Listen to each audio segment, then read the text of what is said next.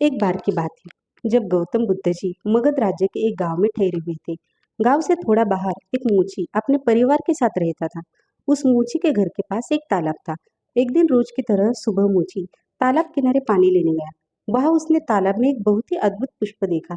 वह पुष्प देखने में बहुत ही सुंदर था और चमत्कारिक भी प्रतीत हो रहा था। मूची ने तुरंत ही अपनी पत्नी को बुलाया और वह पुष्प दे उसे दिखाया। मूची की पत्नी आध्यात्मिक और धर्म में आस्था रखने वाली थी। वह पुष्प को देखते ही समझ गई कि जरूर करिया से गौतम बुद्ध जी गुजरे होंगे। उन्हीं के प्रताप से यह पुष्प खिला है। पुष्प को चमत्कारिक मानकर मोची ने एक योजना बनाई।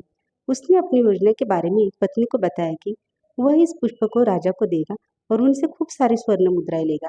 उसकी पत्नी ने भी सोचा कि यह पुष्प उनके किसी काम का नहीं है, इसे राजा को ही दे दो, कम से कम कुछ कमाई तो होगी। पत्नी की सहमति के बाद मोची राजमहल की ओर निकल गया। राजमहल के रास्ते में उसे एक व्यापारी मिलता है। मोची के हाथ में पुष्प देखकर वह रुक जाता है।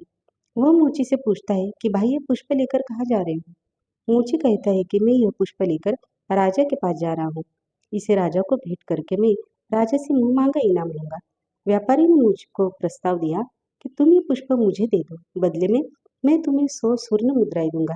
मोची सोच में पड़ गया। उसने सोचा कि जब व्यापारी इस पुष्प के लिए 100 स्वर्ण मुद्राएं दे रहा है तो राजा तो ज्यादा देगा। यही सोचते हुए उसने व्यापारी को पुष्प देने से मना कर दिया।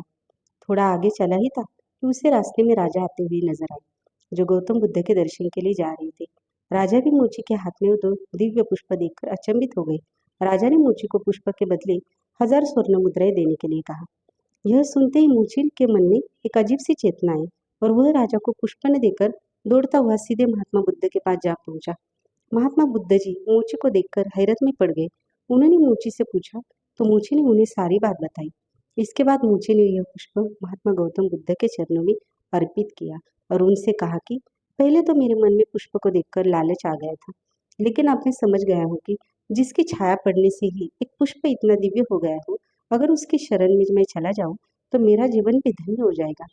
इसके बाद यह आजीवन महात्मा गौतम बुद्ध का शिष्य बनकर रहा। कहानी से सीख मिलती है।